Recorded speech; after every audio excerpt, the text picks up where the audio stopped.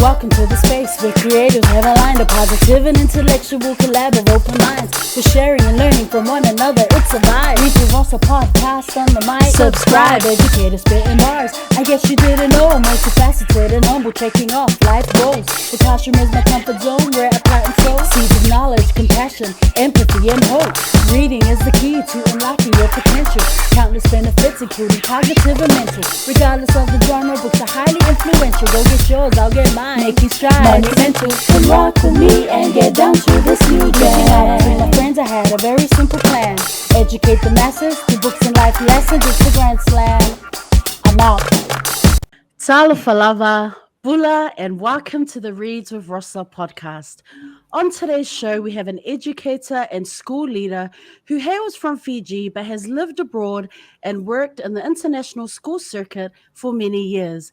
She is a woman of faith, a writer, a researcher. She is a wife and mother of third culture kids, and she is an advocate for social justice. I met her last year when I attended an online affinity group for AAPI International School Educators. Joining us from Shenzhen, China, welcome to the show, Vani Veikoso.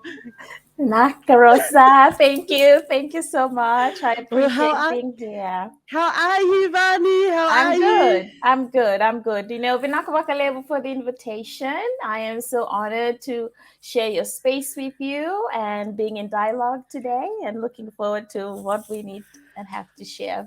And I have been looking forward to this, and I'm very nervous. I'm trying not to be a fangirl because I know the wealth of experience and knowledge that you're bringing to this space today as an educator, as a woman of color, an educator of color. So I'm just a little bit excited. So forgive me if I fangirl. Me too. Okay, so I guess before we begin, Vani, if you could just introduce yourself, and then we'll get on our way. Okay, Rosa. My name is Vani Veikoso. I have two other middle names in between, you know, in real Pacific culture fashion. You know, you get named after an event or something. I was born in Levuka, and if you know about Fiji, Levuka is the first capital of Fiji. And then my father isn't my father. Rest in peace. He was an able seaman. And my dad and my mom, she was a homemaker. She is a homemaker. And, you know, we would call her, I would refer to her as the Minister of Home Affairs in our family. My paternal roots are from Nabukelangi and Wanoso on the island of Ngau. That's in the Lamaiviti province. You know, in true Pacific Kazi fashion, the extended family, you may have heard of Waisele Serevi, the seventh maestro. We are cousins. Extended cousins, of course. And then my maternal links is to Natonganravu and Naselai villages, which is in the province of Teilevu. You know, growing up, both my parents didn't finish primary school, you know, back in the days, but education, and second only to our Christian faith was something that they valued, and what was imparted for us and kind of anchored us as we were growing up. You know, not to say that I was like that all the time, but that was something, you know, as you know, in Pacific cultures, the lotu is something that we cherish. My primary education was also at Levuka Public School.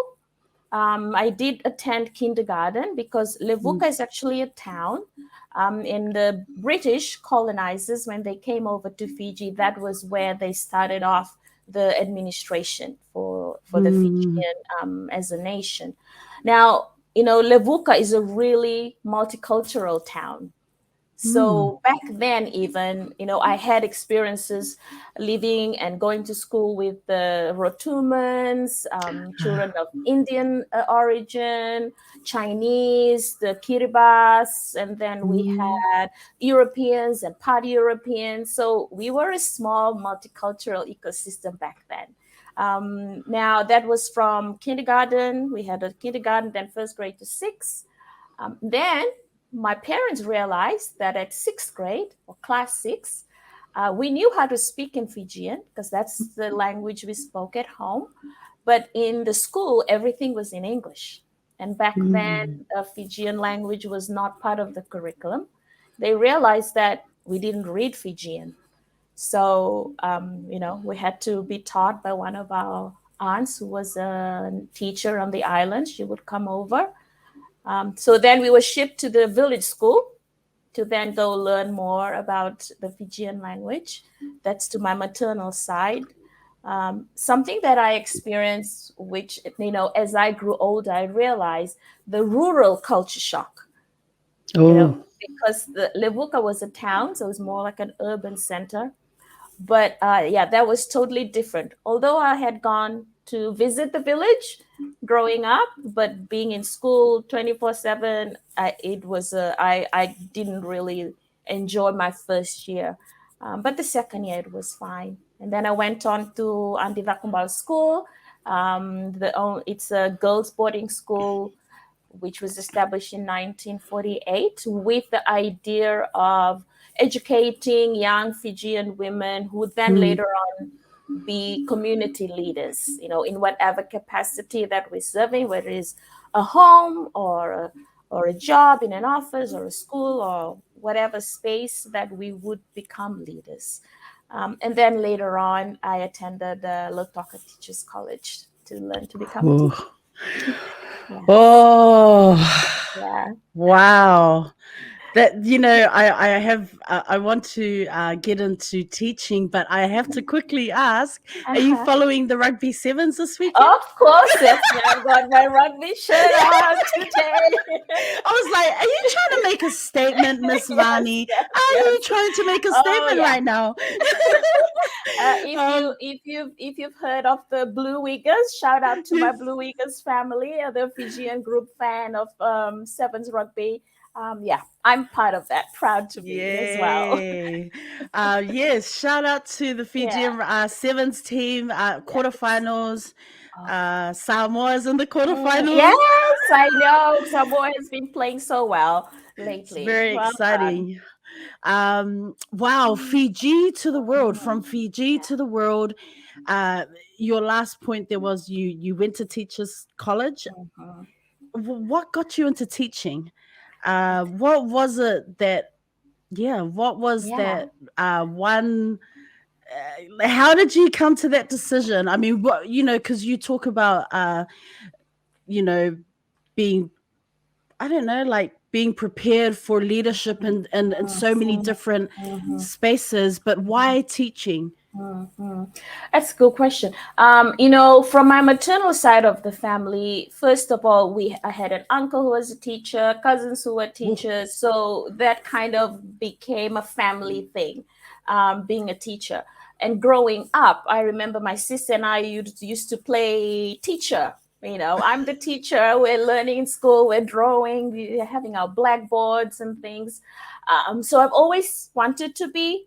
And then I went to high school, to boarding school, and I decided, maybe I'd like to be a doctor. I tried to change my mind.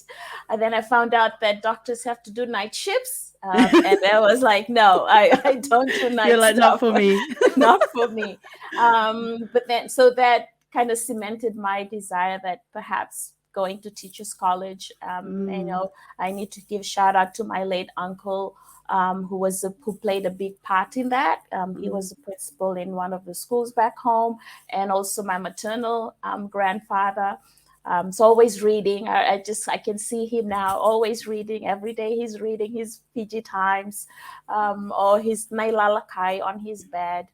So that influenced a lot of the decision to become a teacher.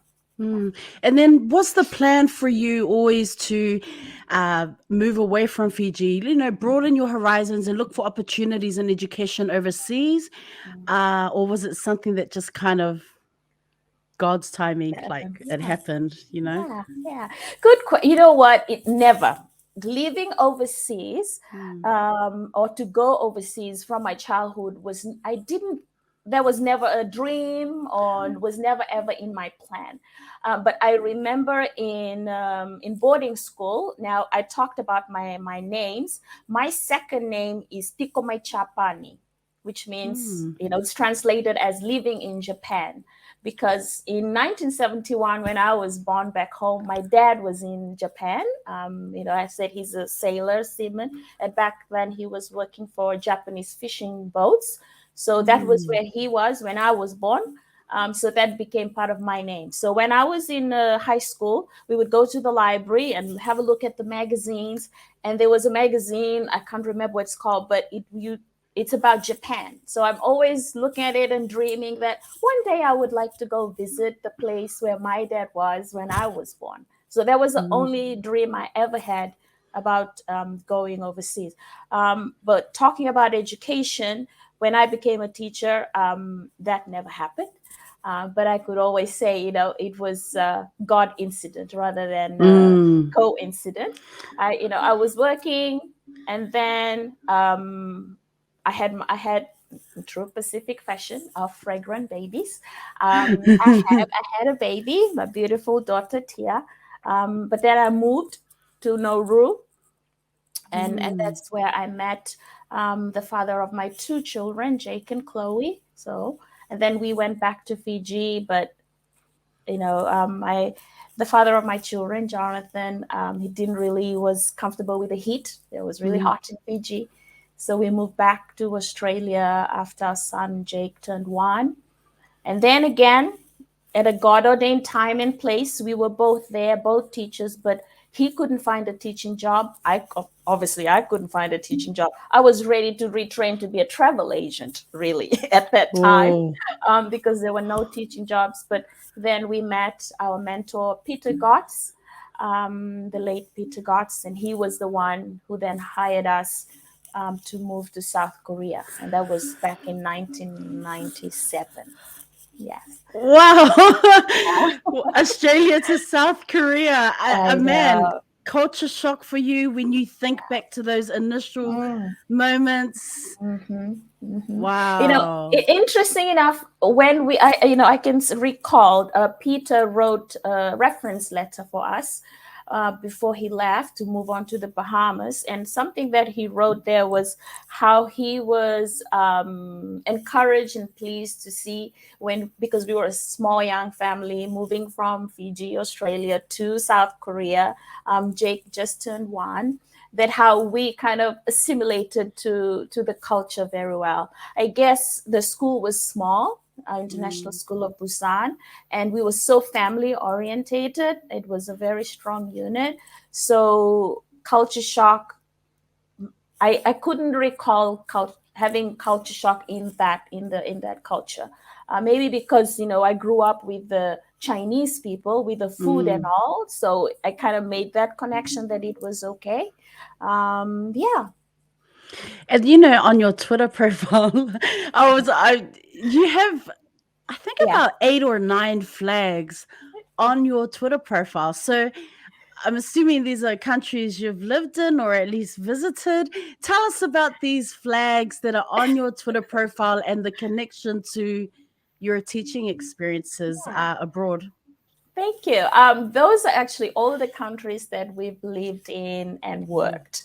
So I started off, obviously Australia and Fiji, but those are kind of home countries for the family. I moved to Nauru. That was my first ever flight outside of Fiji. My first passport that I ever owned was to go to Nauru. And then, of course, South Korea. From South Korea, we were in the Bahamas. That's where my youngest, Chloe, was born. So she's our Bahamian baby. Then we moved to Doha in Qatar to work at the Qatar Academy. From there to Vietnam, where we worked at Hanoi International School. Then to Bogota in Colombia at the English school, Fundación de Inglaterra. Then to Istanbul, where we work, Istanbul International Community School, and that's my favorite country and place in the world, apart from Fiji, of course. We were there for 6 years. Then we moved on to Jeddah in Saudi Arabia at the Cow School. Unfortunately, life happened, our marriage didn't work out. So there was a separation for the family in 2013. My children moved to Australia. Chloe moved on with her dad to Switzerland. Then I moved to Vietnam. At that point, I was remarried. And from Vietnam, I then transitioned over to Shenzhen, China. And that's where I am at the moment. You need please write a book about this. I mean, we're going to talk about books later, so I will get back to this point. But just, oh my Yeah. goodness, Vani, wow, wow. Thank you. Uh, those are some great school. I mean, all schools are great, but it's just I'm hearing some of the names of the schools you've been at, and it's like, goodness me, you need to write a story about this. You need to write it down, this journey, because it's amazing. You know how just quickly with thinking about transitioning from school to school, like how easy at that time was it to work in that circuit, like international school circuit? Like, was it something many people were just doing, like you're at a school for a few years and then you transition to another school? uh yeah. Yes, definitely. When we were in Melbourne and we met up with Peter Gotts and his wife Vivian, we didn't know that international school was a thing. So, but then when we were in South Korea, the many countries that we've moved around to, it is really by word of mouth. Because the contracts are usually for 2 years, and then depending on family situation and of course professional growth, people get to move. And for us, it was either by word of mouth, that especially to Istanbul and the Bahamas, and to Vietnam. That was just because Peter had moved to those countries, and he's like, "Come and work with us." And we're like, "Okay, we'll come." But then other opportunities was through the job fairs. So it was like the CIS. From CIS, we went to Doha, and also at CIS, when Mr. Tom Hunt approached us with a contract, because he had seen our profile on CIS and saying, I'm from a school in Doha, Qatar. And we were like, where in the world is Doha, Qatar? Back then, we didn't even know this was a country, right? So those are just the opportunities: word of mouth, personal circumstances, professional growth, that you then get to move to these places. Amazing. I'm like, oh my goodness. What are some highlights of your teaching career thus far? Like when you reflect on it. I have a heart for children with special rights and learning variabilities. Although I'm trained to be a homeroom teacher, and of course in a homeroom there are all different abilities and variabilities. So for me, the stories that I recall are stories about these children. Maybe one that was struggling with learning how to read. And I was writing or something. Actually, I was checking my Gmail because I need to do some housekeeping and delete some things. And I just saw this email from this dad, whose daughter who was struggling with reading, that I helped. And I remember the story 2 years later. Her teacher then told me, after I moved from the school, this child thrived in her reading because of the work that you did with her in first grade. And then I remember Aisha from Qatar. The way I have my, I build the relationships with my students, the things that we do, it's flexible. I'm tolerant of noise and loudness in the classroom. I like to appreciate differences and kind of prepare lessons according to those. I left for a workshop in Europe, and then I came back, and and Aisha's mom asked me, my daughter has been asking me, when is Miss Vani coming back? And I'm like, why? She said, the cover teacher is not really has the same style as me. And she said she was actually beginning to itch, like physically itch, that like she's waiting for you to come back. And then I've got this boy Neil. I will connect that back to later on when we talk about the book. Neil, I taught Neil for 3 years in Istanbul. Although he was very intelligent, very smart, but he was very active as well. And some adults might just not be appreciative of students who are maybe just active, and they they try and get attention in different ways. So yeah, I had to be NEO's teacher for 3 years. um, so those are my highlights. I just remember those stories of those children. Yeah. What are some challenges that you've faced, if any, in relation to your teaching You know, experiences? yeah, of course. When I started overseas, I was the only Fijian in most of these schools, right? When and I was married to an Australian, so the perception, I guess, would have been different until I arrived in Doha, Qatar. That was when I experienced was different, I guess, because in those other schools we've worked with Peter, who knew us, so the relationship was already built. With leadership, it was different, and this was a new environment. So the challenges I would face, like I said, being Pacifica, we're loud, we're merry, it's like, okay, everybody's talking, it doesn't matter. So I guess that's how my classroom environment was like. I honor the voices. It might sound loud, but I felt at that point that perhaps my supervisors didn't really understand that. The way that, I'm okay with noise. I'm okay. They're talking, discussing, doing whatever they need to do. As long as they're learning, they know that I'm there for them, honoring their voice. That is okay with me.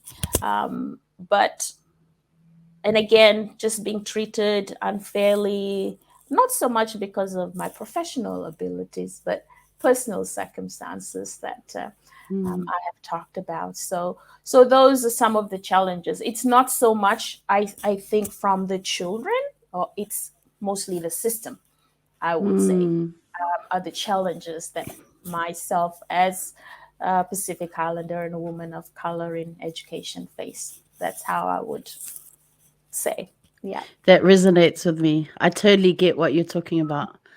I it just Yeah. How many years have you actually been teaching? And how many of those years have you been overseas? Yeah. Well, I would 30 plus is all together, and overseas I gauge it from Jake's age. Jake is now 27, so it's been 27 going on 28 years. Yeah, Oh, it's yeah, half of my life I've been mm. overseas. Yeah. What is it about international school teaching then that has kept you overseas for so long? I know you've already mentioned going to some of these, transitioning to other schools, and the relationships are already in place. But what other things have kept you overseas for so Yeah. long? I this question I'm always asked, because when people find out that we've lived in so many Mm, different countries, was like, which is your favorite? Like what? And I mm, cannot really, I no, I don't, of course, Istanbul, Turkey became my favorite, but all the countries that we've lived in, they've all had some positives to offer. mm, And for me, I always view myself, I'm a guest in this country. So what I need to do is embrace the culture there. Of course, it's going to be different from my own. There are things that I might want to complain about, but at the end of the day, I chose to go to this country. And then then getting to meet different people from different backgrounds and experiences, it's learning from them. So being mm, exposed to all these broad and varied experiences, the learning that you get when you go on professional developments, and just sharing, having discussion and dialogue with fellow educators who kind of share the same ideas and thoughts about education. And mm, I believe international education is really progressive, compared to if I was home, like some of the learnings that our teachers back home in Fiji are doing. It's like, oh, I knew about that like mm, 5-10 years ago, but then for Fijian educators, they're probably just learning about them now. So I really like that. And I kind of think about, for example, a country like China, right?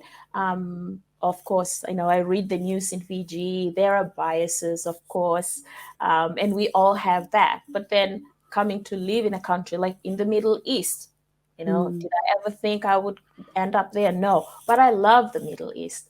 I have a favorite aunt who lives in Australia. They lived in Ras Al Khaimah, which is an emirate um, next to Dubai. They were there for 25 years. And we always say, oh, we got to go back. We got to go back.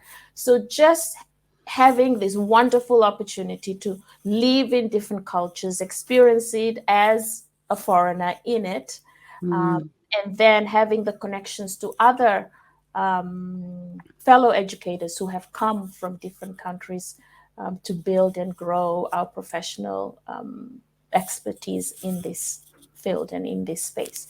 That has kept me overseas. And of course, I guess personal circumstances, I would say. Mm. I really like how you said, I chose to go Mm, to this country. I chose to be in these countries. And I think that that is something very important that we need to highlight because, even living here in Japan, like sometimes I will hear other educators complain, mm, about, I mean, Japan is our home country, but oh, why do they do things this way?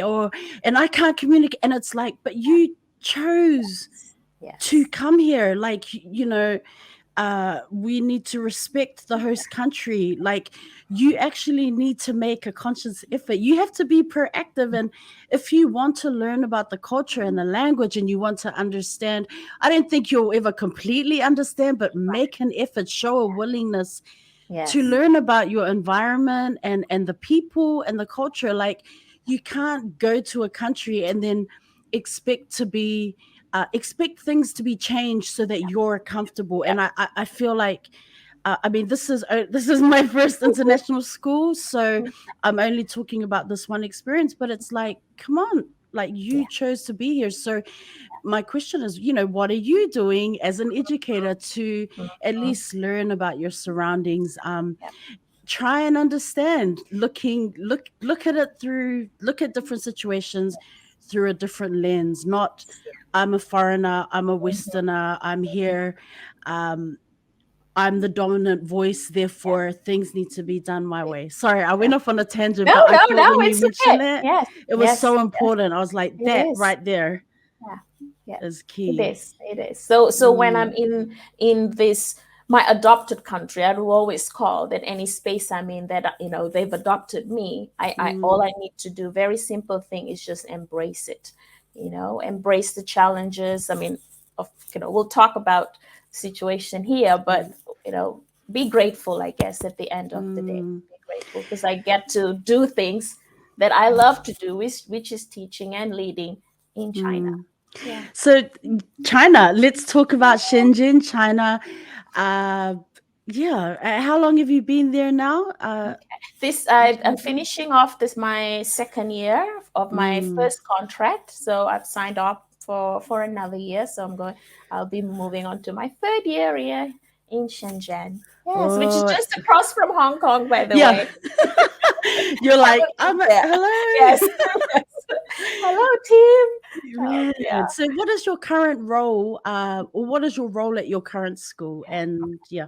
Yeah, right now I am one of the early years and primary assistant principals. And in Mm, that role, I'm responsible for the students, staff, and families from pre K to grade two. We are an IB continuum school as well. mm. So, it goes from 3 to grade 12. Yeah, so that's what I do here now. You Mm. know, because you're a part of leadership, and I was thinking about your time in the classroom. Mhm. So, if you can recall the last time you had your own classroom, uh, if I was a fly on the wall, I love to ask educators this Yeah, question: yeah, what would I yeah, be hearing? What would I be seeing? yeah. I like what you said earlier, just before about honoring the Mhm. voices of the Mhm. students. So, what would I be hearing and seeing? Mhm. Mm. Okay, so my last classroom full time job was back in 2016. Mm, It was a fifth grade class at Hanoi International School. Prior to that, I taught early years and mm, like lower elementary, so from KG to grade two. That is kind of my field that I feel that I'm an expert in. Definitely teaching children how to read. But in any of those classrooms, whether it's early or upper, as I've said, you will see and hear children talking. There might be some quiet time, but that doesn't happen a lot because, like I said, I tolerate noise.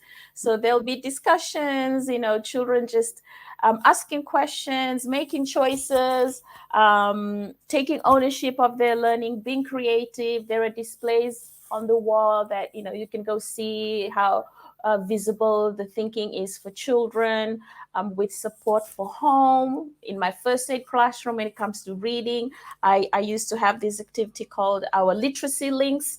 So there are, prompts that go home with home learning, and the children, answer questions for those. They bring them back. We count the links, we link them up, we decorate the classroom. And I'm very creative and visual. So I like colorful things, as you would know, Pacifica people, we like colorful. And of course, like I said, teaching reading to children who are struggling at the early years, and continuing to build and develop that love for stories and books. That's my passion. And I believe that reading to children, even in early years and high school, upper primary, it's really, really important. So in the grade 5 class, every day after lunch, children are sweating from the play and they're 5th graders, puberty. We would come down on the carpet, did for 5 minutes. I would just read to them. They'll be on the sofa or on a couch cushion, and just read to them to just calm them down, to center them back to the learning in the afternoon, because the afternoon can be a bit of a struggle for some.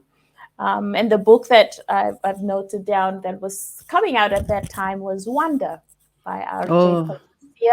So that was the book I was reading to the children. And of course, at that time, I also had a Japanese student and a Korean student who just arrived with no English whatsoever. So that was a way to just connect with them and teach them some of these skills and strategies about reading and just loving stories and loving books. What are some strategies that you use to build rapport, to foster those connections, relationships with the various learners in those spaces? Yes, yeah. Our identity, right? Our name identifies us and tells others about who we are and our culture and what our parents had valued by choosing our names. And I believe that is always the first thing. As a teacher, of course, it's a small class, so you would get to know names very quickly. But as a leader, because you have to go across grade levels, and there are so many children, you learning their names and connecting with the children through their names is really important. That's one thing that I find. Finding a story to connect with them.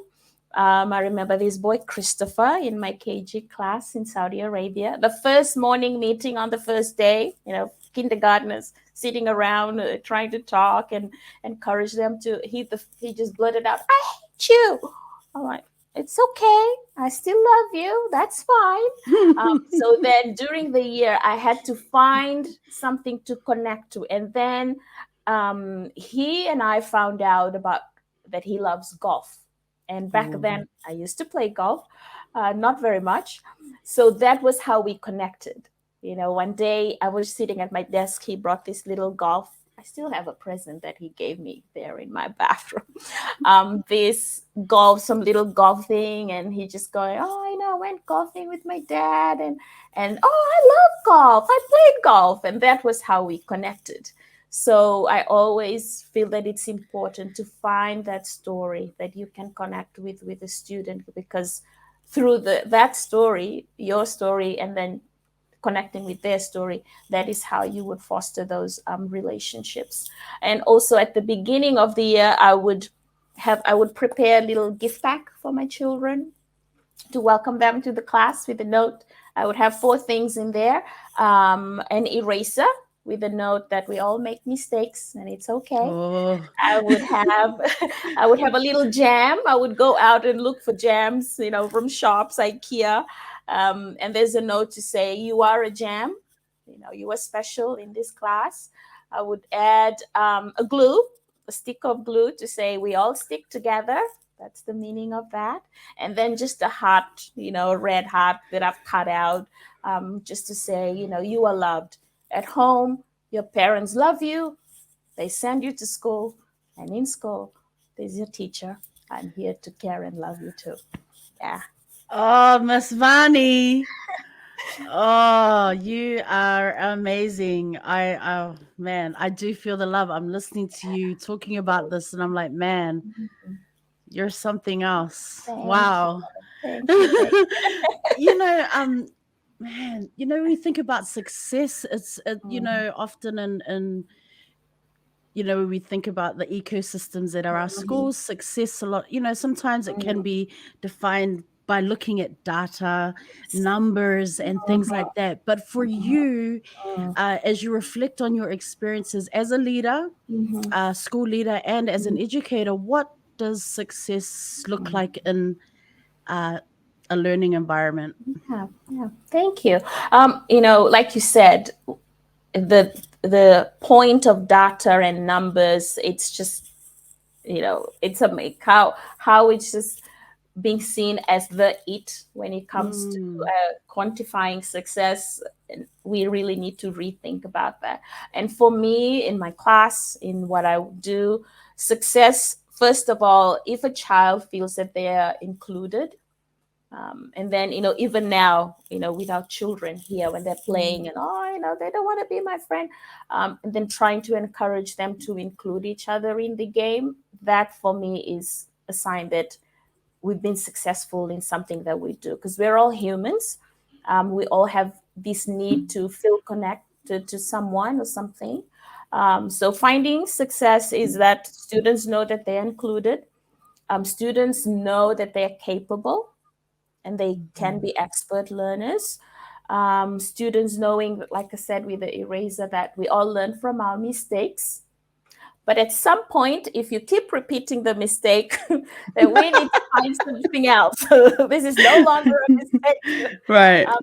Then for us as adults, we kind of have to start to realize, okay, there's a variability, there's a need in this child, that we need to figure out what it is, with the parents, of course, with other educators in the system. And then students celebrating what they know and then what they don't know yet, because that's all the journey that we have. There are things that we know, let's celebrate that. That's maybe where the data with the grades and the map results and the FNP would come in. So we celebrate all those little milestones that they have achieved. And at the same time, also talk and discuss about where they still need to be at. And then when they reach that point, we'll also celebrate. So, yeah. Oh. What other roles, aside from leadership, being AP, what other roles do you have in your school? Oh, good question. I always say that as a leader, we are like parents in a home, right? And in my case, like a mom, because my gender that I identify with. Other roles, I would say, as a confidant to my staff. When there's a need from them, I'm there as a soundboard, as someone to offer support and guidance and help, especially when there's conflict. I'm a pedagogical leader when it comes to pedagogy. I'm a receiver and a giver of hugs when it's needed. I was just there on duty yet on Friday, and this first grader just came running because she had showed me her, there's, and of course, I will say again, I'm also a cleaner. I go, because I'm doing my walks, there's a piece of tissue, there's a mask, I'm picking them up, putting them in the bin. And we had this campaign about masks, what can we do? What action should we be taking? So they're not on the ground, they're on our face or wrapped somewhere or in our pocket. Well, this first grader came to me saying that she's got this little, you know, like a necklace around her neck that's attached to her mask to keep so it doesn't fall. So we had planned for me to take a video of her. So she came running with a big hug, and so we had planned to do that. So saying that my other role to be the receiver of it. Of course, we understand this day and age, like child protection and all this about kids, but at the same time, knowing that sometimes children need that. They need that touch, right? They just need to know that they're cared for, that they're loved. So, of course, a hug in public that does not break those rules that we have at the moment in order to keep children safe.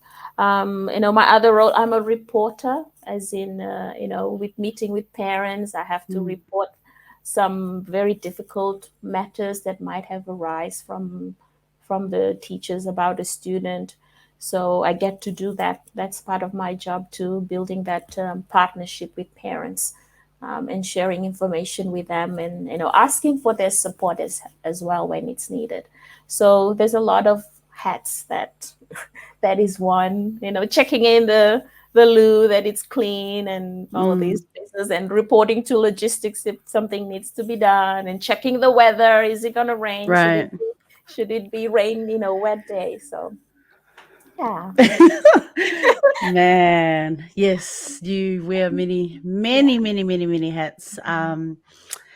Wow. I want to talk about this term third culture kids.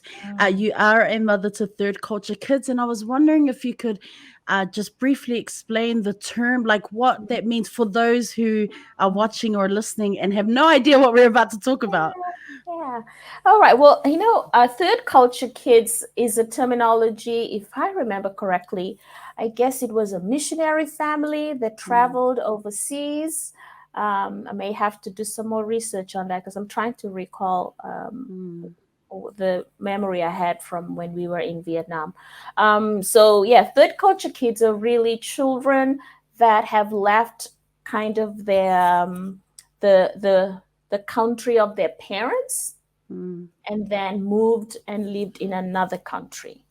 So for my children, for example, Tia and Jake, they were both born in Fiji, and Chloe was born in the Bahamas. But, for Chloe and Jake, their dad is Australian and I'm Fijian. So they in a and of course, and then they moved into different countries, to Qatar, which is an Arabic culture, to Vietnam. So although they have Fijian and Australian roots, being a third culture is because they have moved and lived their lives and brought up in another culture that's not their parents' culture. I was wondering about cultural and identity challenges that third culture kids experience or face. And perhaps, are you able to talk on that, speaking about your own children's experiences, perhaps? Yeah. It's interesting what the research says about the culture kids and their experiences, especially when they have to go back to their home culture, so to speak. For my experiences with my children, the only time we ever went back to Fiji or Australia was during the summer break. And summer break in the northern hemisphere, it's summer, but when we're in Australia, it's winter and it's cold, miserably cold. And then I'm like, let's go to Fiji. But also in Fiji, it's wet season time. But although it's not as cold as Melbourne, it is still cold. And I remember we'd be there, but for us, it's summertime. We're in our summer clothes. And my dad would ask, "Why are you in your summer clothes? Like, it's summer. Like, I don't feel the cold." But for my children, what I found, they were so ingrained, and they felt at peace and at home in the third culture that they lived in. As an adult, I guess, when they went back to Australia, one of the things they found really hard was making friends. That was the struggle they had for a couple of years when they went back to Australia, because their childhood friends in Australia, really their cousins. And in Fiji, it's their cousins. But their friends that they chose for themselves, they're all overseas, But, fortunately for them, they keep in touch. And that's a great experience. I was just talking to my son lately, and my son, when after he graduated from high school, which was at Caus, went back to Australia. He has tried many different things, like didn't really decide what should I be, but now he's trying to finish his art degree, which is his passion. Then just being grateful about the IB education and the experiences that he had received when we were moving around overseas. But there are definitely challenges to that as well, especially with identity. But it's really important. Like for my son, he identifies more as a Fijian. Like, he likes his Fijian roots. Chloe is more, leaning towards her Australian roots. So again, it's just a matter of making sure that they are both grounded in that. So living abroad, were you more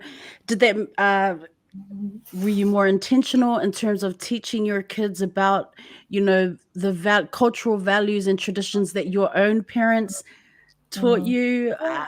Or was it more about just letting them explore at their own will and navigate the spaces that they were in?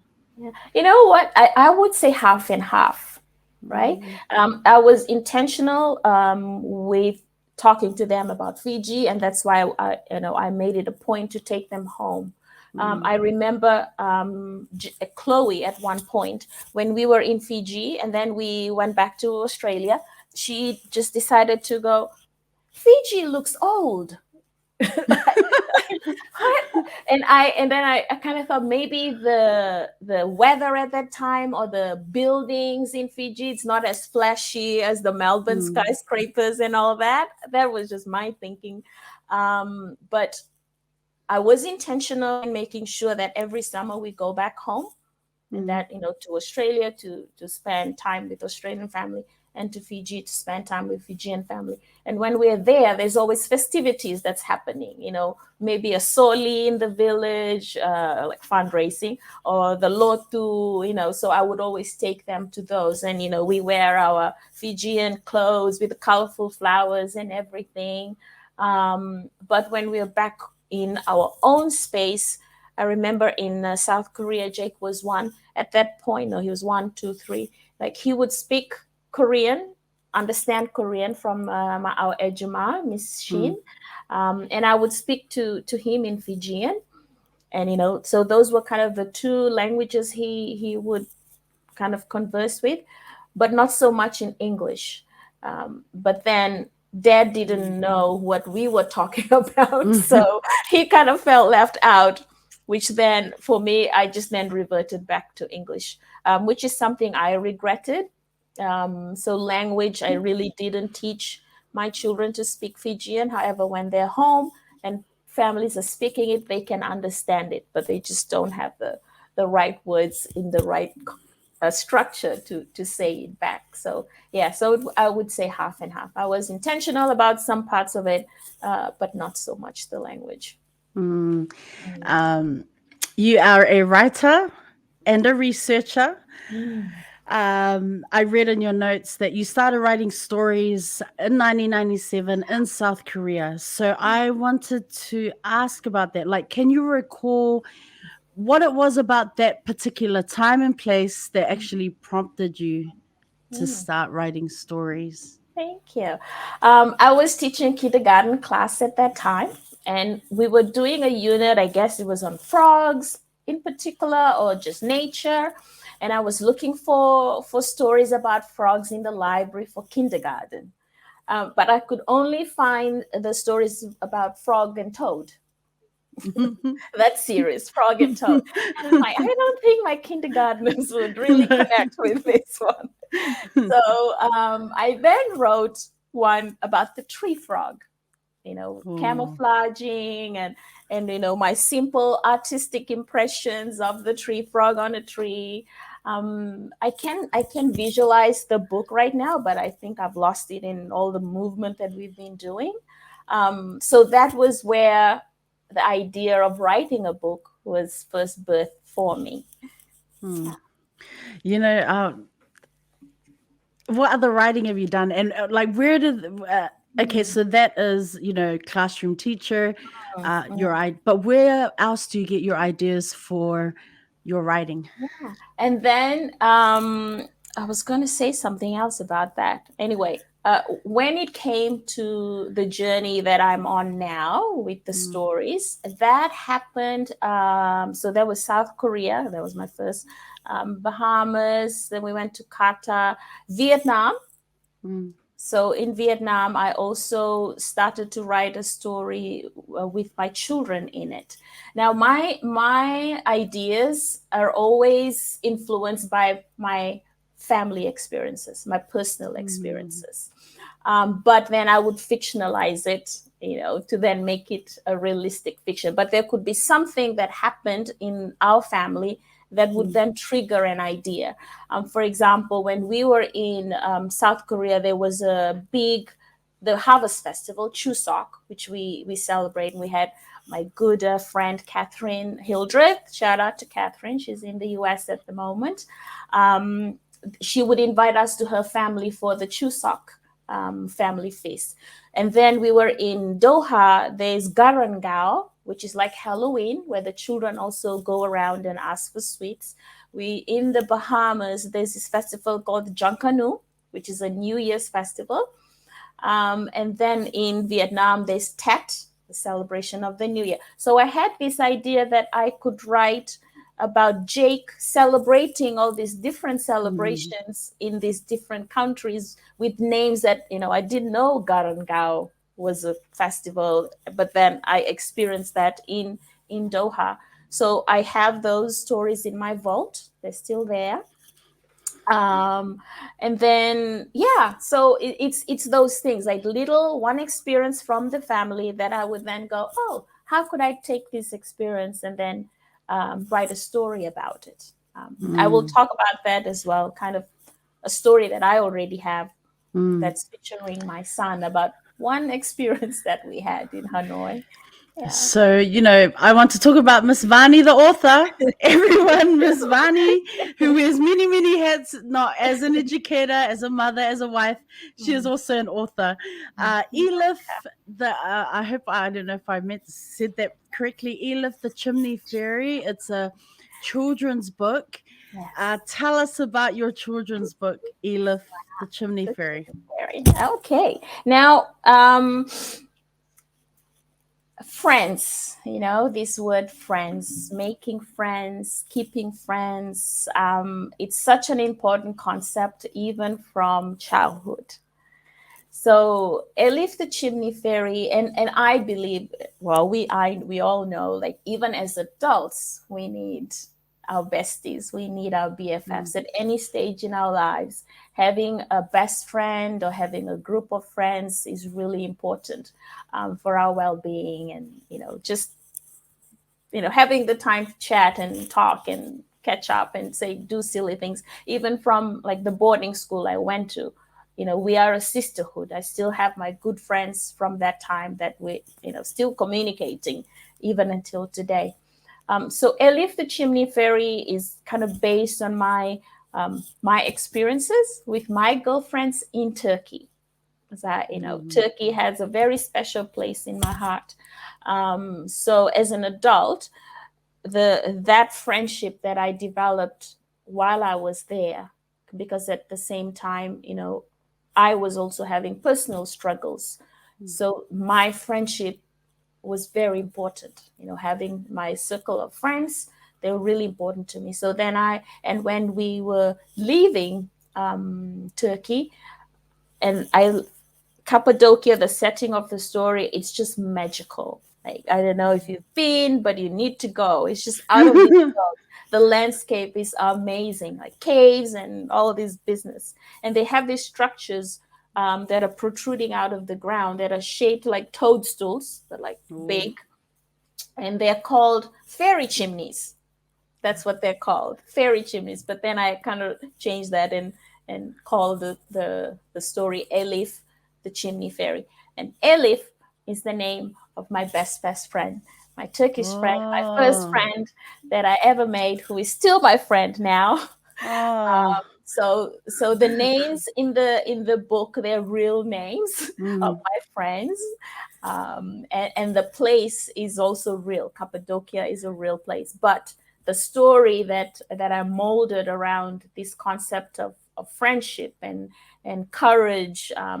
In the story, there's a gnome who was a bully. So all these concepts that children could also identify in a school, and especially this the idea of the bystander. Like, what do you do in a situation as a bystander when you're seeing like a bullying thing going on? So that is why the blurb says a story about courage, and it's a story about friendship, and it's a story about sacrifice. So it will be, so I had, so they're all fairies, but the sacrifice part at the end is kind of what made the story. I'm excited. I cannot wait. I want to promote the book. I cannot wait to read the book. I'm so excited for you. And I remember when I noticed that tweet that one time when you tweeted about it, and I was like, what? She's also an author? Wait a minute. Miss Vani, really? Okay. I mean, I was excited. So when can we buy the book? Do you have a release date? At this point, because it's published in Australia, it will go, it will be on Amazon. And they are also talking about a Kindle version, an ebook, like all these publishing things I'm not really familiar with. So perhaps, and I hope by the end of November that it will come out. My original plan was December, because the setting of the story is in December. And that's Elif's birthday month as well, is in December. But it will be sometime between now and before Christmas, I hope. Exciting. Absolutely. I cannot wait. Because you mentioned the publishing then. So can you take us through that process of writing the book? Especially when, like, I was wondering, in terms of publishing, did you reach out to someone that you met through education, or illustrations? Is that someone that you also met through education? Right. Now, when we were in, I've started writing these stories, like, Jake celebrating Chuseok in this place. And we were in Vietnam when I started going, oh, you know what? I should probably find a publisher for my stories. So I was searching, and there's a company in New York. It's called Lani Alo, and their vision is to publish multicultural books by multicultural authors. However, I didn't really get to contacting them because all the crazy busyness of life. And then, I wrote the manuscript when we were leaving Turkey. Not until we were transitioning from Hanoi to China, packing up, I found the envelope, and I go, what's in this envelope? And I took that, like, oh, my manuscript of my story. I should really do something about this. It's like it's been 10 years. So when we got here, what I did, I just did a search. Right now, publishing houses, they would like submissions from authors who are already known or published, or who have an agent. And I'm like, I don't have an agent. So I just reached out to Google some places to just find out, which publishing houses are accepting unsolicited submissions. Someplace. So I kind of whittled it down to maybe 3 names. So then I found Aurora Publishing House, their self-publishing company. And I thought, oh, maybe I'll reach out to them. So, I did. I submitted my my story and, the cover. And then 6 months later, I was just about to wake up and go take a walk by Shenzhen Bay and, have a look across to Hong Kong. I saw this email. I'm like, oh, Aurora House. I didn't really recognize it, and then I opened it and it's like, yeah, they're publishing my story. So that was then. And then I reached out to Ina Isnaidi. She's one of our art teachers here at school. She's from Indonesia. She is also a third culture kid. To ask her if she could illustrate the book. And then, my idea that I wanted was watercolors, because I love how watercolors can provide the imagery that I was thinking about. And she gladly partnered with me. So she then became the illustrator. Oh, congratulations. I cannot wait. Are you someone who likes to write on your phone? You're walking and then you get ideas. Are you someone who carries a notebook? Are you the type of writer who always has her laptop? Where do you create these stories? I have lots of journals. Like I have couples of journals. So I have an idea and I would come home and then I would write it in my journal. And any time of the day. Like I don't have a preferred time or space. If I thought, then I'll come home and then I'll have my journal. Or if I'm at my computer, then I'll just jot it down on my I am author file. There's a folder on my laptop that I just jot out notes and things like that. So, but who knows? Maybe if I have to quit my day job and be a full-time author, then I might have to find a space and time for doing that. Who are some writers that inspire you? Okay, I have a list here. I need to remember this. When I was not writing, just reading, working all the time, I love John Grisham and Patricia Cornwell's novels. Yes. I love the thrill in finding out about solving cases in the world, and the stories the novels that John Grisham writes about, all the characters in his story and the plot, it just resonates with me. I read that you'd like to complete your doctorate. Yeah. So I was wondering, what is your research area or specialist area of study? Okay. Now, my proposal that I have sent off, I was supposed to start my doctorate last summer, but because of the COVID situation in China, I had to defer it to 2024. So my proposal that I sent out that I would like to do my doctorate on is about the ladder builders for women of color in international education. Now, why ladder builders? Of course, being a Pacific Islander and a woman of color in leadership in international education, there's probably, I don't know, maybe I can count my hands, how many there are. I don't know, really. I'm just including me. I know of another one, like in the Middle East, but who else? I'm not too sure. You might know more than myself about Pacific Island women of color who are in leadership in international education. But my journey to where I am now, there were obviously other leaders that supported me and helped me along the way. At some point I had felt, there was no women that supported me, but there was actually one that supported my journey. Others, I would say no. So I'm interested in find out these ladder builders. Like I worked in 9 different schools, and I could say 14 different leaders in their capacity that could promote me to be a leader. But out of the 14, I could only count 5 leaders who saw my potential as a leader. One of them was Peter Gotts, so down to 4 leaders. I wanted to know who these people are, like what are their experiences, what are their attitudes towards people of color, women of color, that made them see my potential to be a leader, to then invite me to this table. And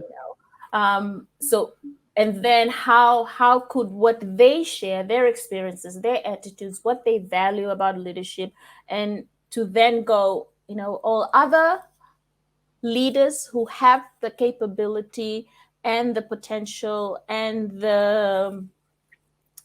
they just have the power, I guess, to lead, to give this, to invite and to see this capability of this scholar that could become a leader, but is a woman and a woman of color specifically. How could they then learn as well from these, I would say, four leaders that I Mm. identify as my ladder builders? But the plan is I would identify myself, reach out to my four ladder builders, and then I have other women friends that are Pacific Island origin first, and then I guess women of color in general, who they Mm. identify as their ladder builders, to then reach out to them with the questions that I have provided. So kind of it's a snowball technique, it's called. Oh, I can't wait to learn more about your Yeah. just letter builders, man. Mm, mm. I was reading your notes, and then I was just like, wow, letter builders. That's a really cool term. I Culture. like that. Yeah, it's I credit that to John C. Maxwell. He's one of my, John Mm, C. Maxwell. He's a leader in circular. He talks. He does a lot of talk, but he's of Christian faith. So, um, mm. Oh, you're also passionate about social justice. So I was wondering, what are some issues that are close to your heart that you advocate for? well, in international education right now, it is for with children with special rights, Mm, um, and children with learning variabilities. I guess it all depends. Like when we're talking about inclusion in international schools, it is how different educational systems interpret the term inclusion. mm, It will look different from one school to another. So depending on the context that I am in and what the policy says, which I have to abide by. But when students are in our school that may have special rights and learning variabilities, that I take it as my professional role and responsibility to ensure that their needs are taken care of, that there are supports there for them so they can access curriculum, and also in partnership with their parents. But the mm, big picture later on, the education system in Fiji is not really good. So I'm also passionate about that. So really the mm, issues around education, for mm. early learners, for children with special rights, and then which is part of what I would like to have an impact on later on after I'm done with international education. So yeah. How can we create equitable learning spaces within our schools? You did mention inclusion, and it really depends Mm, on the context that you're in. Yeah, how can we do that mm, as mm, educators? mm. I guess the first and foremost, we must all have this understanding that children are capable learners. Even from early years, even if they speak a different language, and this is something I've learned from the Reggio Emilia project, that being metaphorical, the materials that they use, that is a language. It doesn't always have, for example, let's say Fijian language speakers and who are English language learners in a classroom. When the children is nonverbal in maybe talking about the mug, they can only draw it, or they can maybe use Y or something to create it. That is their language of expression. It is not always about English if they're learning English in a school, right? Mm, So we have to honor that. And of course, our responsibility as the educator is to then provide those scaffolds for them, so they can get to the level that we hope that they would get to. So when we're providing equitable spaces for them, it's honoring that they are capable. As teachers, we need to continue to upskill ourselves in professional development that provides us with the knowledge and expertise and understanding, that would then help us to create these environments for them, the context. And one of the learning that I've been doing is using the UDL principles, mm, universal design for learning principles, that helps to identify and break those barriers for learning for students, and providing the transactional supports that they would then need to access curriculum, and promoting inclusion. And one of the questions when we're thinking about culturally responsive curriculum is this question: when I have a lesson, when I'm preparing a lesson, and or I'm sharing this text, whether it's mathematics or science, for educators to keep asking ourselves, from what I am providing the child or the student, what is in it that would help them identify themselves and their culture being represented in this, the text that they are reading, the book that they are reading. What is this helping the student to connect with, to see that they are being represented. Very true. Yeah. You know, I was really shocked when I met you in the AAPI space, affinity space, that ELOC. Shout out to Kevin and the ELOC Yes, family definitely. of educators and professionals, and for the work that they do in international school spaces.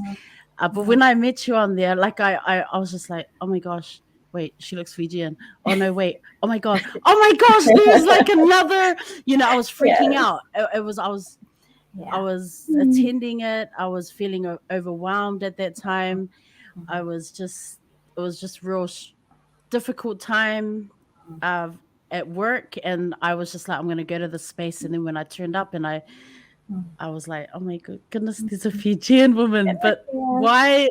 why have I never seen you before? And of course, attending these ELOC spaces was also very new for me as well. But it was very cool because I honestly had never seen people that looked like me, or just the Yeah. Pacific. I'd never Yeah. seen that before. And I was wondering, you've mentioned a lot of the times you were at these schools and being the only Pacific person there, Fijian there. Have you met since then other Pacific Island Yes. women in ELOC spaces, or CIS spaces, Yeah. or not Yeah. so much? Not so much in lock spaces or CIS, but I know of a good colleague from the international school in Suva, Mrs. Naisara. She was here in China, and there were a couple of teachers as well from the international school in Fiji that came to Suzhou.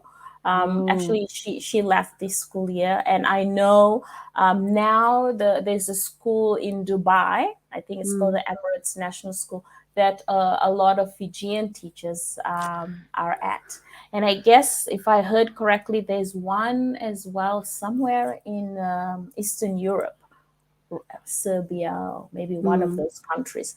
But back then, I remember on one of my CIS visits, my first one actually, back in 2003, we were asked to introduce ourselves and something unique about ourselves.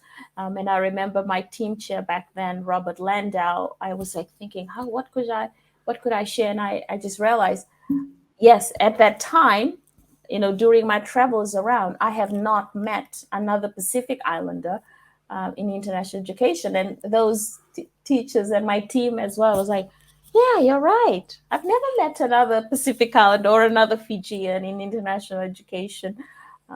So having these spaces and the work that they're all doing, I believe is really powerful and enabling for people like ourselves who identify in those spaces. And yes, I concur. I'm grateful for the work that they do. You mentioned CIS, and you're part of the accreditation and evaluation Yes. teams for CIS. How did you get involved in that? Wow, that was through Peter Gotts, our mentor as Oh, well. yes. When we were in Vietnam the first time around, yeah, he was one. Like I said, ladder builders, right? I've counted. My hands is only five. He's passed on now, so he really saw my potential to be part of the accreditation, and he encouraged me to go, and that's how I started off. Then after that, it was training, And then after that, going on visits, of course, pre-COVID, face-to-face, but now since I'm based in China, it's always online. I've done team leader training as well, but haven't had the opportunity to actually lead a team because I'm here. But then, aside from CIS, I do also train for NEASC and WASC and with IB as program leader. Lots of training, but man, how do you find a balance then between your roles and responsibilities and all those hats that you wear as an educator, trainer? How do you find that balance with being a mom, a wife, and just your life outside of teaching and education? The word balance from the IB learner profile attributes come into the forefront. It's interesting. I guess, I talked about the value of our Christian faith that my parents imparted to us. And I found that to be my foundation, to be my anchor, to what grounds me with all this craziness that's going on, right?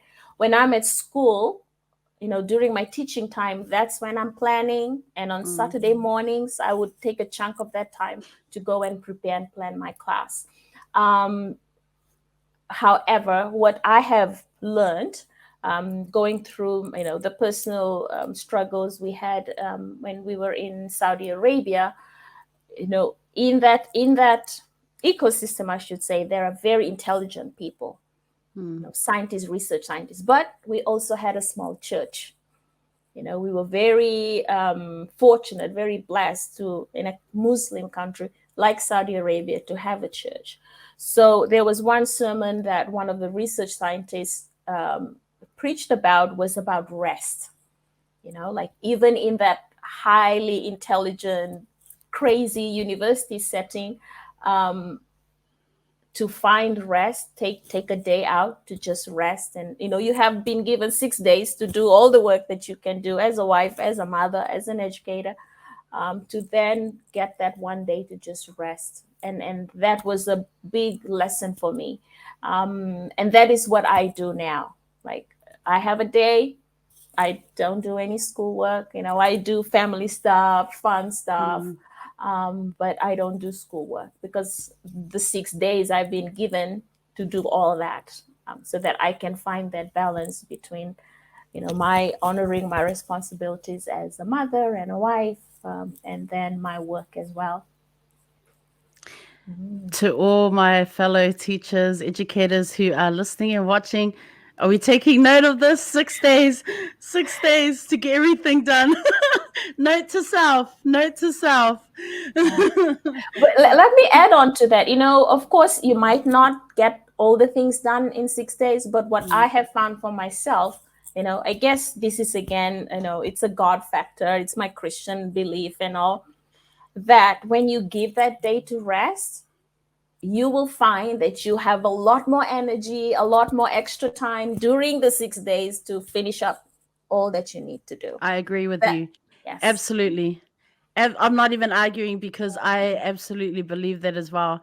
And that was such an important reminder, Vani, because I know exactly what you mean, and I totally agree. And it's a reminder to me as well, because sometimes I forget the 6 days. But absolutely, yeah. When I do have that rest day, I realize I'm more productive throughout the week and really utilize it, getting through the to-do lists. So good. Yes, it is. I wanted to talk about the COVID situation in China. Global media, social media networks, timelines, and you read the Twitter feeds, and the portrayal of these contained lockdowns in China. It always shows chaos. Always videos of chaos. And I was wondering, you living there, what are you actually seeing from your personal experiences? What is it that you're seeing? I'm in Shenzhen, and fortunately for us at this point, I believe the councils or whoever is responsible, they probably, from what I've heard, they're aware that parents really don't want online learning. it's just Mm. detrimental to the children and to themselves as well, because they're working and they're busy. And now I guess COVID taught parents what jobs that we teachers do, that it's a difficult job. They got a Mm. taste of it when they had to do it themselves at home. But right now it's now just pocket lockdowns. Mm. In the past, yes, it's been like blanket lockdowns for the whole city. But we've been taken care of. I'm so fortunate because I live in school accommodation. Mm. Our board, our logistics team, they're delivering food for us and Mm. anything that we need. So we've been very fortunate with that. Yes, I do hear and see the videos about the chaos in the different Mm. cities, and of course, my heart goes out to them. Had a good friend that experienced that with their family too, who in another city. But again, like I said, I'm a guest here. They have their own rules and the way Mm. that they think is best for the people of China. So what do I Mm. need to do? Be grateful that I still get to have a job. Be grateful that I have food. I have water to drink. I have this Mm. opportunity to go on Wi-Fi 24/7, because this would not happen in Fiji if I was in Fiji for sure. So yeah, other than that, yeah. And then, in terms of the learning environment at school, how do Mm, you know? As a school leader, how do you keep up morale in the learning spaces, especially with these pockets of mm, lockdowns and things going on? yeah, making sure that we are checking in individually with teachers and Mm. classes, with our staff. It is more about now and again little treats with appreciation notes. We do shout outs when it's a special day, like to our conferences. The PLT, the leadership team, we provide again little treats. There was one we did with ice cream, and just Oh, sending out a shout out. You are legendary, legendary oh, teachers, or chips and salsa, chip ahoy, those kinds of things. Just silly things. They might sound silly, but the teachers appreciate them. As yeah. like a surprise in the afternoon. There's a left to our legendary teachers. There are ice cream in the fridge for you, and Oh. so for teachers, we do that. For students, it's really about checking in. That we have a Mm. social emotional program that we do, promoting a responsive classroom and positive behavior with Mm. our children. In this culture, it's a bit different from Pacific culture, right? Pacific, all the kids are straight. These children, they're mostly raised by either grandmothers or IEs, so parenting might be a little bit different. So ensuring that we are also connecting with parents and checking in when we see like a change in behavior in the children in Mm. the school, whether they're in country or they're out or what's going on. So there's just a lot of checking in and meetings and making sure that children are happy and being taken care of, and so as the teachers. Mm. That is very cool. I love that. And you're saying, it might seem silly to others. Yeah. Not at all. Like, I just think Mm. it's those little things that it helps, teachers feel Mm. valued and shows that you Mm. care, that your team cares for Yeah. what they're doing and Mm. their wellness and mental Mm. health. So that's so Mm. cool. Yeah. You are a woman of faith. Do you Yeah. have you have talked about, I love what you said right at the beginning, God incident, God, it's not a coincidence, No. No. everything is like, God's Yep. timing and Yep. God led, Yep. Yep. God as guide. And I was Mhm. wondering, do you have a favorite verse or a hymn Mm. that Mm. keeps you motivated? Because life is not all about it's not always happy. There are Mhm. times when it's a Mhm. real, Mhm. you're questioning Mhm. decisions Mhm. that perhaps you've made or things that Yep. have happened, Yep. and why me. So Yep. um favorite Yes. verse or Yes. hymn? Yeah. There was that what was that hymn? It is well. It is well with my Mm. soul. That's one of my favorite hymns. It is well with my soul. And my favorite verse, I have it up here. Everything is possible with God. Oh. everything is possible, from my childhood to my marriage. One failed, I remarried, and I was going to say at the beginning, I need to honor the man in my life, those two who chose to marry me, the father of my children. Actually, they're both fathers of my children. That's a long story. The second, my husband, Jonathan Twig, is the father of my two children, Jake and Chloe. And my current husband just so happened to be the father of my oldest daughter, Tia. Oh. So that's a full circle, weird story. But, all these challenges, as a woman of color going through a divorce in Saudi Arabia, being overseas, having to, that's difficult. But I'm so grateful to my family, my circle of friends who were there to support me, in prayers or just visits, laughs. Those are important things that you need to have in your life. And for me, my faith really grew during that difficult time I went through in Saudi Arabia. And to think, Saudi Arabia, this is a Muslim country. How can my faith be built there?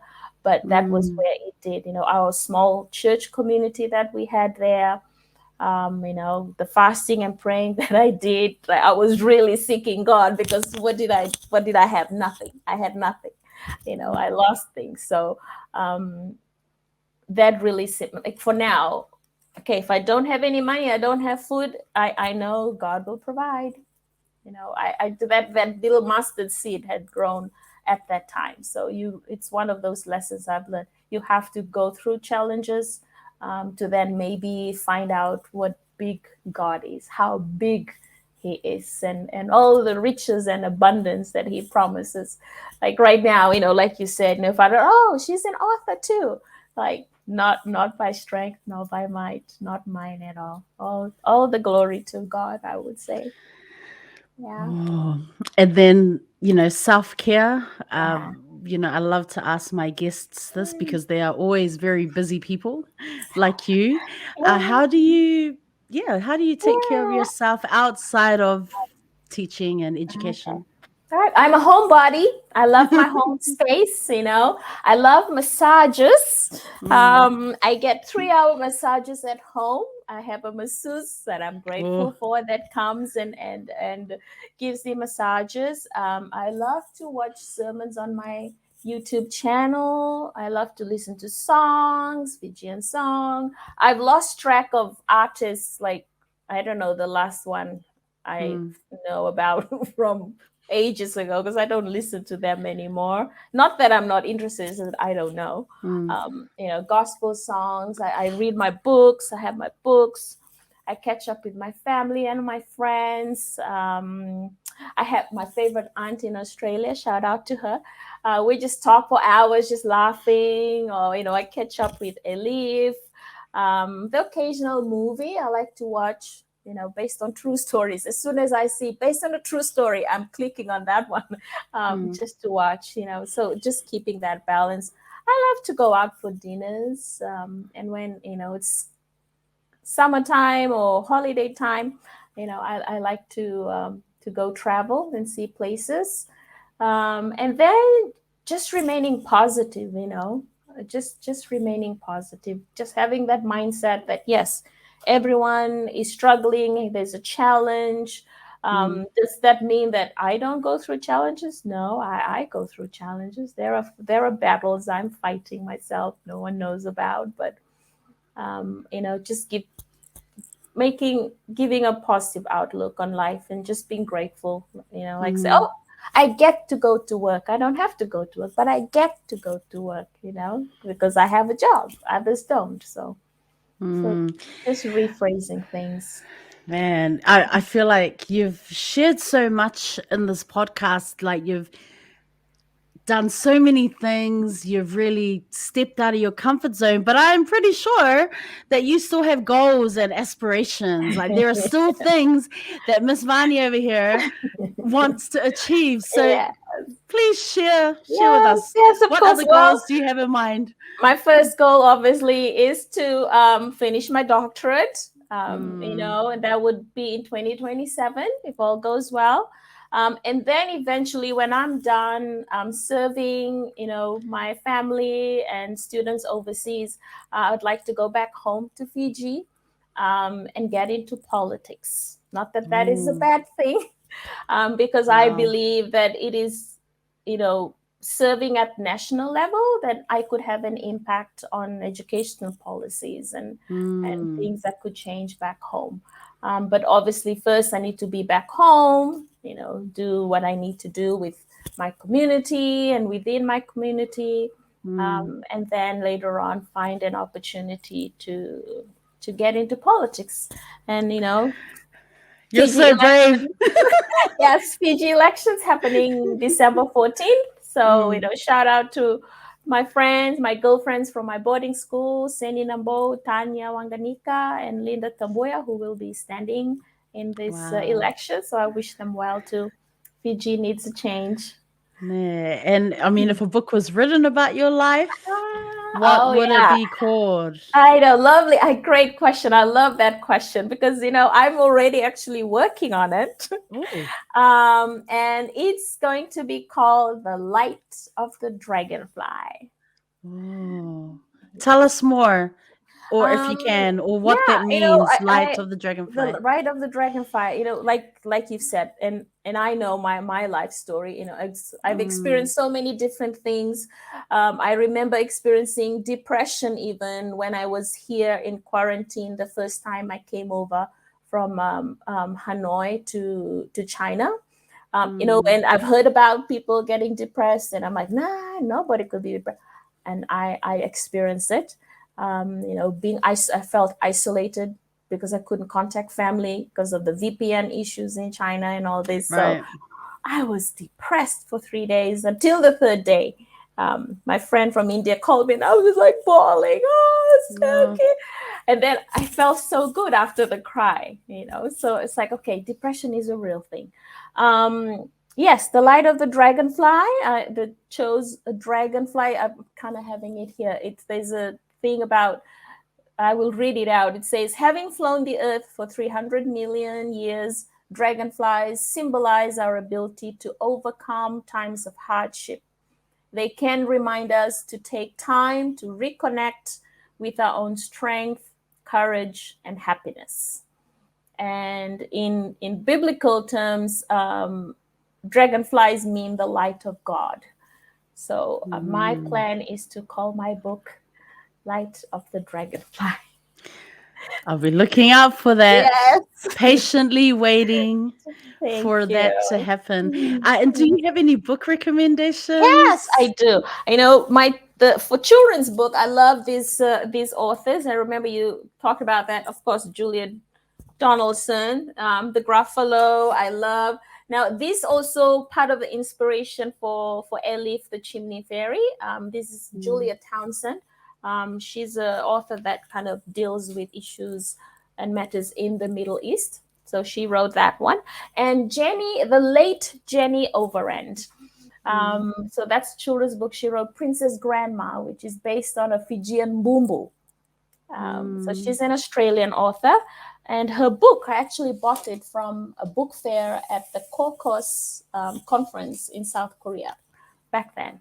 But I lost the book in the hurricane in the Bahamas. Uh, It was in the car.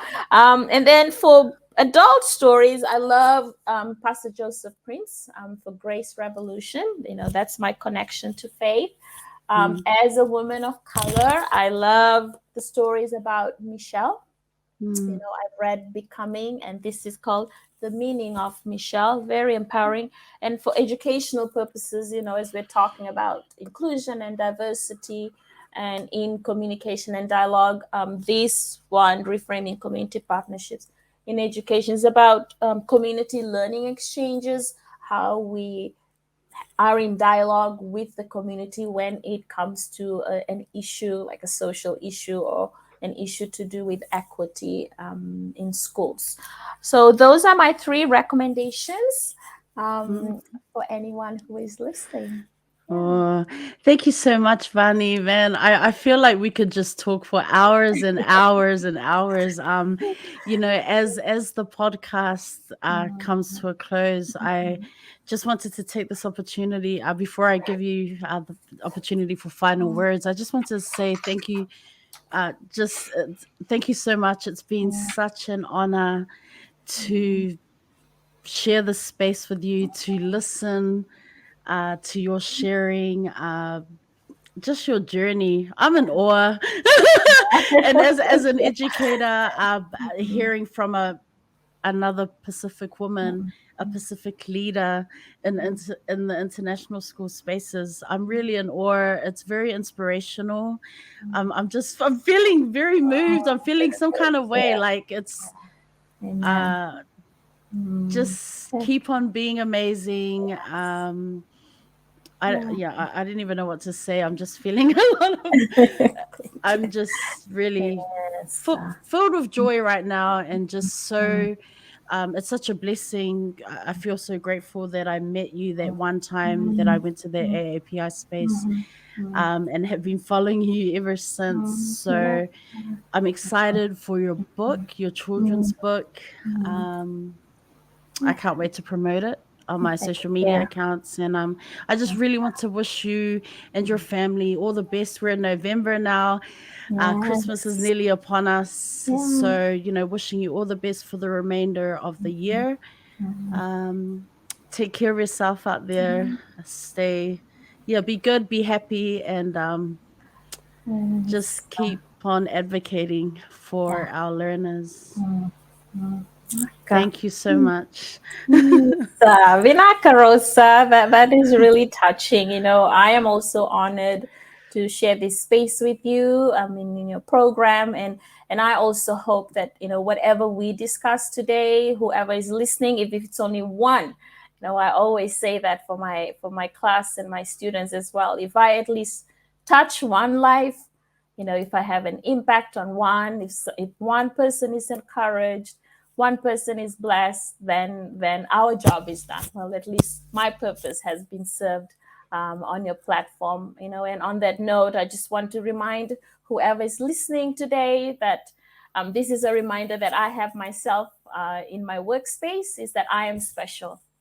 And if you are listening, you too are special. And every day, just know, when you wake up and you're going out there, that you are going somewhere, you're going to serve somebody, so that they also know that they are special.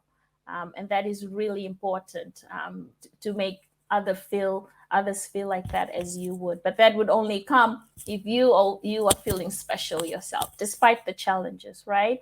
And then when it comes to challenges, I'm always reminded that I have to give thanks in all circumstances. Right now, I cannot go across to Hong Kong to watch the Hong Kong Sevens. But what can I do? I can take a walk to Shenzhen Bay, look across, and I can see Hong Kong. Wave your flag. Yes. Wave your flag. So give thanks in all circumstances. Does that mean that we're always going to be happy? No. There are going to be circumstances where we are down in the valley, but then there are other times that you're up on the mountain. So whatever it is, give thanks, and share the love, share the care, and always smile. Always smile. Somebody might need your smile today, tomorrow, or the next day. Pinakabakalebu Rosa, and God bless you too, and the work that you do, and where you are serving your purpose today. Naka.